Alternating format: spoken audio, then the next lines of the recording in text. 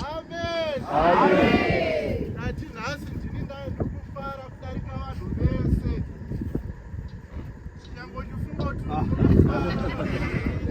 pamuri kugumira ndo pandiri kutangira. Amen.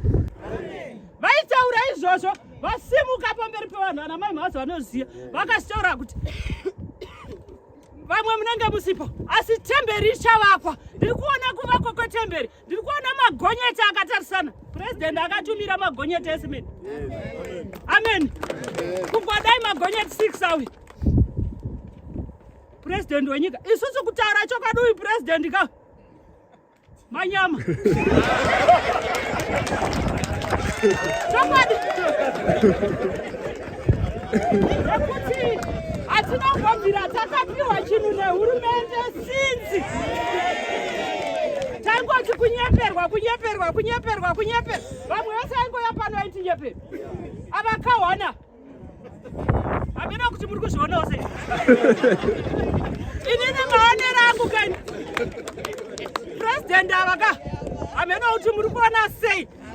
Vakangotaura kuti ndiri kukupai semende, kwete vakatuma munhu kuti hanzi ndokupai 3,600 bags dzakauya kudai ka1 kazhinji taingonyeperwa 43 years dzese.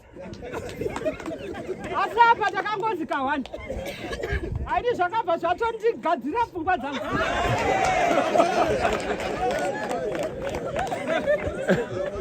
Nekuti haungarase chiri mumaoko kane kuda kuochira. Saka toda kutenda purezidendi wedu.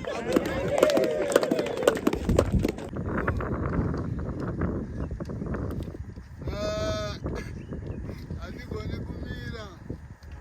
Asi ndichamanikidzira ndakabata bibi kuratidza kuti zuva ratanga. Ndakanga ndasangana neshoko raMwari. Ndakachiya basa rangu ndikauya kuzoita zveshoko raMwari. Ndasvika pamuchapa ndinoda kutaura nezvematicha aya. Munhu wakabatana neni ndiShakespeare Samukange wakanga ari headmaster.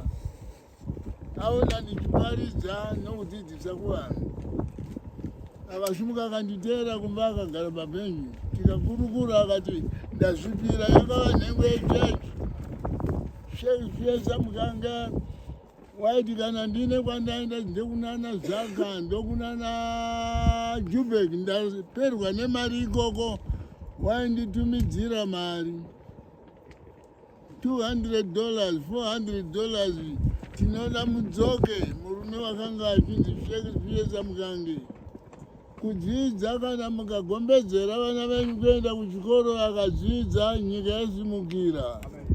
Maticha akauya kucheche rino aya ndinagamuchira nomwoyo unofara maita zvakanaka munosimudzirwa noruzivo rwenyu. Vanhu vakadzidza ndo vanotonga nyika. Vanhu vakadzidza ndo vanosimudzira nyika. Vanhu vakadzidza ndo vanounza upfumi munyika. Tinokuremekedzai maticha edu epachisangano. Makaita zvakanaka. Kana mose makabhabhatidzwa mukapiwa mabasa tinokugamuchirai mupfuurire mberi nebasa renyu. Panguva duku yandinayo ndeyekuti ndinokumbirawo piki. Ndichere kutanga kwepiki mugero wemba